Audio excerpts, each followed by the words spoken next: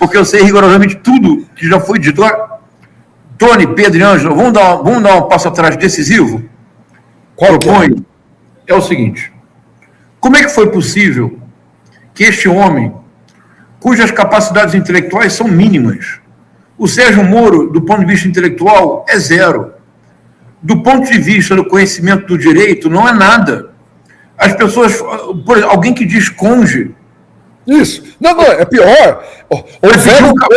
Houveram coisas que eu fiz. Isso. Sabe, para pedir um café, ele diz para o garçom, para o mordomo, por óbvio deseja um café. Quer dizer, o sujeito não tem nenhuma possibilidade de falar português. Tem óbvios limites cognitivos. No Senado, em inúmeras ocasiões, senadores o corrigiram em questões elementares de direito. É constrangedor. Se nós pensarmos no doutor CPMI do INSS, João César, virou piada. Exatamente. Isso. Se pensarmos, Pedro, que o doutor Dallagnol, durante um tempo, foi um autêntico Dom Sebastião retornado. E o doutor Dallagnol, hoje, Tony, virou um TikToker de terceira categoria. Isso. Ele faz vídeos, Pedro, gritando: vocês sabem o que eu for? Parece um adolescente tardio. Tony, Ângela, Pedro, como foi possível que durante anos eles tenham ocupado o Jornal Nacional, todas as rádios, todos os jornais, todas as mídias? Como é possível que eles tenham recebido todos os prêmios, todas as condecorações, todas as atenções? Eu não digo ex-juiz, Tony, eu digo ex-Moro. O ex, porque ele agora é uma sombra de uma pessoa. O ex-Moro, ele gravou a presidente Dilma Rousseff, quando já não era possível fazê-lo, porque a Polícia Federal havia advertido. Ele vazou para a TV Globo. Então, eu falei para eles aí agora. O áudio vazado. Para o Jornal Nacional. Tony, o que você acha se nós dermos um passo atrás? Vou propor algo e não falo mais, para escutar o Tony, que é mais importante. Ângela, Tony e Pedro, se eu propuser o seguinte passo atrás: o Sérgio Moro e o doutor Dallagnol não são a causa. Eles são o efeito e o sintoma de uma característica da elite brasileira: a impossibilidade de aceitar, na prática, qualquer avanço real e significativo do povo.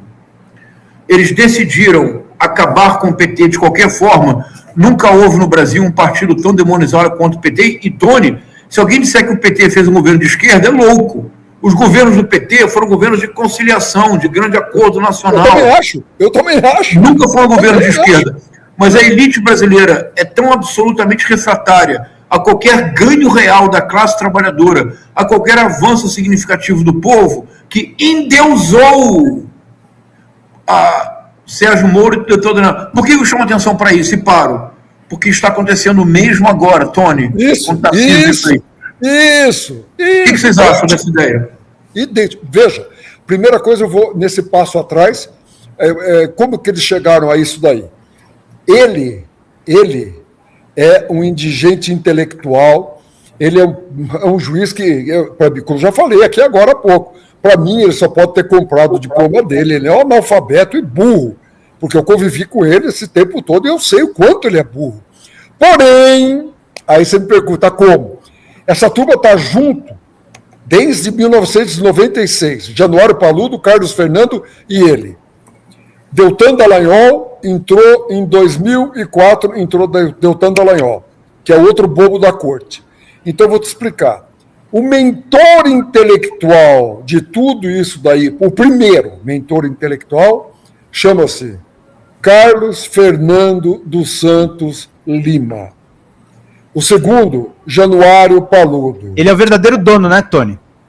Veja, esses caras eram o dono do Moro, porque eles eram a retaguarda dele, entendeu? Jurídica, intelectual, eles traçavam a coisa, o Moro tinha vontade, eles viram que ele era um touro bravo, ignorante, idiota, mas corajoso para fazer irregularidade e usar o poder dele de carteirada, de pegar ex-juíza pelo pescoço, de fazer tudo isso daí. Eu sei como ele é truculento, entendeu? Então, o que eles fizeram? Eles viram que tinha um juiz na mão, que eles poderiam ter, numa vara que se tornou especializada, um negócio mágico ali. Começaram com o Banestado. Aí começaram a chantagear as pessoas. O primeiro que chantagearam no Banestado, com o tempo, eles foram pegando gente daqui, de lá, autoridades, ele, Moro, entendeu? Tinha aquela história mal explicada da mulher do Carlos Lima no Banestado, né? Sim. Eu cheguei a perguntar para ele na Embaixada dos Estados Unidos, ô Tony. Então, mas ali era tudo mal explicado, mas como que eles arranjavam? Exatamente, eu ia lembrar isso, tudo era mal explicado. Aí o que eles fizeram ali? Eles deram de conta, na primeira chantagem que eles fizeram na vida dele, foi com uma pessoa chamada o Roberto Barroso. Entendeu? O ex-ministro? O ex-ministro. Eles pegaram naquela época, eu me lembro, eu era deputado, e eu estava vendo a CPI que tinha do Banestado, tudo, eu acompanhava e eu sabia o que estava acontecendo. E ali eles pegaram uma conta, ele era advogado na época, daquelas contas famosas CC5, entendeu? E ali eles pegaram, o ministro teria enviado dinheiro para fora ali e tal, mas ele era amigo de alguém deles, era uma pessoa influente e tal, eles acabaram compondo e não denunciaram ele. Mas eles chantagearam ele até há 2 anos e pouco atrás, quando ele estava no CNJ, que tinha afastado aqui a juíza Gabriela Hart e o Danilo Pereira Júnior aqui da Vara, ele matou no peito contra todo mundo e fez monocraticamente eles voltarem para a Vara.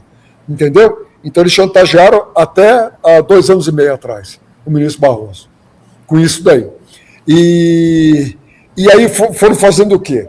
Eles começaram no Banestado, pegaram autoridade, pegaram o governador Jaime Lerner, pegaram isso, pegaram aquele outro. Eles não fizeram nada com as pessoas de direita. Nada. Eles não processaram ninguém, não fizeram isso, não. Eles queriam informação. Informação. Eles queriam montar os dossiês das pessoas. Aí começaram. Quando me pegaram numa coisa forjada, que eu nem vou explicar aqui, que demora muito, só para responder a pergunta do professor, como eles chegaram a isso, o que acontece? Eles já tinham muita informação, né, do que eu fornecia para eles enquanto deputado, das coisas como funcionava, tinha um monte de coisa. Eu fui presidente de uma CPI e fui relator de outra, prendi muita gente, eu tinha um monte de inimigo.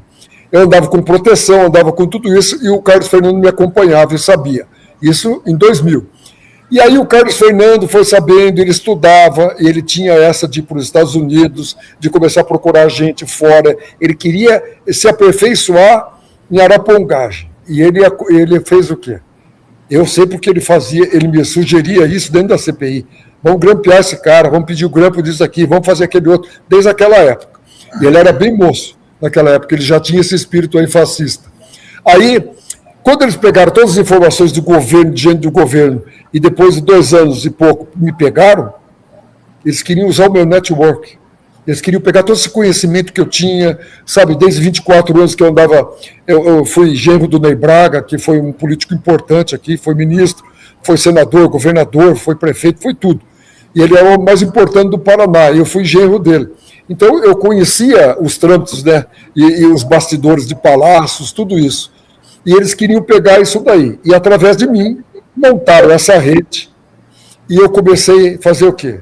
Eu dava telefone para eles do governador, eles gravavam o governador. E aí o agente da BIM montava o dossiê para ele, degravava, montava e ele arquivava. E eles foram fazendo isso, professor. Entendeu? Foram fazendo, com o tempo. Eles foram tendo isso. Quando chega a 2014, que tem o negócio da Lava Jato, primeira coisa que eles tinham, eu me lembro que eles começaram a brigar, era o quê? Por que tudo teria que ser em Curitiba? Esse negócio começou lá em Brasília, por que não era Brasília, não era Rio de Janeiro e tal? Por que tudo estava concentrando na mão dele? Porque eles tinham um esquema. E aí o que aconteceu, professor? Aí eles se juntaram, né? Voltaram lá para ir para os Estados Unidos, aí foi Deltan, aí foi o Carlos Fernando, aí foi o Moro, foi todo mundo, e começaram com o FBI, começaram com o CIA, começaram com tudo, pegar informações, porque eles faziam arapongagem do Brasil também. E começaram a chantagear as autoridades brasileiras, inclusive o Rodrigo Janot.